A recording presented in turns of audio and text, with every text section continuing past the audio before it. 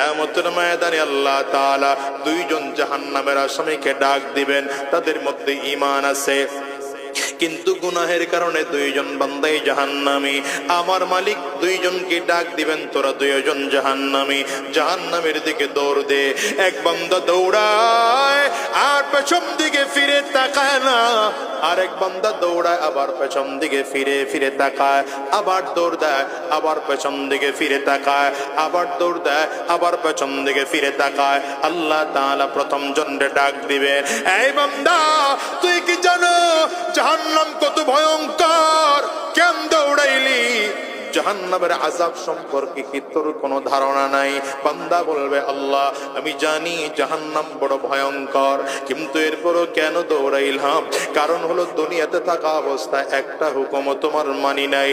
আমার মনে বড় ভয়, আজকে যদি তোমার এই হুকুমটাকেও অমান্য করি তাইলে না জানি কত বড় ভয়ঙ্কর জাহান্নাম আমার জন্য রেডি হয়ে আছে।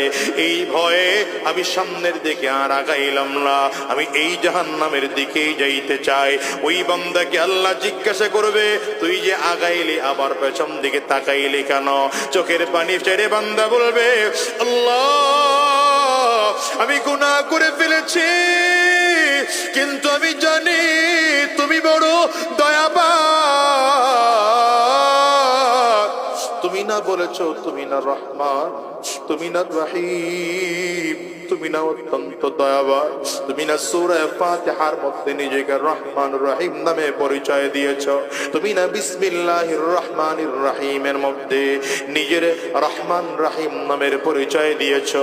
আমি বান্দা যদিও গুনাহগার, কিন্তু তুমি তো বড় দয়াবান। আল্লাহ আমার গুনাহগুলো মাফ করে দিয়া যদি তুমি চাও তোমার দয়া আমার জান্নাত দিতে পারো। আল্লাহর কাছে যখন চোখের পানি ফেলে কান্না করবেন, আমার আল্লাহ তাআলা ফেরেশতাদেরকে ডাক দিবেন, এ ফেরেশতারা দেখলাম এক বান্দার মধ্যে আমার মালিকের জাহান্নামের ভয় আছে, আর এক বান্দার মধ্যে আমি মালিকের দয়ার ভালোবাসার আশা আছে। আল ঈমানু বাইনাল খাউফি ওয়ার রাজা। যা ফেরেশতারা আমি আমার দুইটা বান্দারে মাফ করে দিয়া জান্নাত দিয়ে দিলাম। এই জন্য বলে যাই বাবা সাবধান, দুনিয়াতে যত ইবাদত করো সুযোগ পাইলে চোখের পানিগুলো ফেলে ফেলে কাঁদবা আর মালিকের কাছে বলবা, আল্লাহ আমার চেয়ে বড় গুনাহগার এই জমিনের মধ্যে আর কেউ নাই। যদি লোক সমাজে কান্না করতে খারাপ লাগে, রাতের অন্ধকারে তাহাজ্জুদ